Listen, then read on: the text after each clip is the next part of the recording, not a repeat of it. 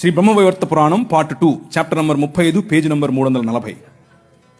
Okay, అందులో బ్రహ్మగారు స్వయంగా తన కూతురుతో శయనించడం చాలా గ్రాఫికల్గా రాశారు. ఋగ్వేదం మండలం 10 సూక్తం 61 వచనం 5 మీకు అక్కడ అండర్లైన్ చేసి చూపించాను. తన కూతురుతో ఆయన పెళ్లి చేసుకోవటం మరియు తన కూతురిని ఆయన అనుభవించడం. అంత మాత్రమే కాదు, శంకర భగవత్పాదులు అని మన కాకినాడ నుంచి ఒక ఆయన చెప్తుంటాడు చూసారా. ఆ శంకర భగవత్పాదులు అంటే ఇంకెవరో కాదు, ఆది శంకరాచార్యుడు నేను చూపించినటువంటి ఋగ్వేదం 10వ మండలానికి ఆయన వ్యాఖ్యానం రాశాడు. ఆ వ్యాఖ్యానం అక్కడ ఉంది. ఏమనుంది అని అంటే, ఈ ఉపనిషత్తుల్లో ఉన్నటువంటి మాట ఇంకేదో కాదు, విరాజ్ అయినటువంటి మను అనగా బ్రహ్మగారు తన కూతురుతో నిజంగానే శయనించాడని రాశాడు. కానీ మన పిలుపు ఏమిటి? What is our calling? మన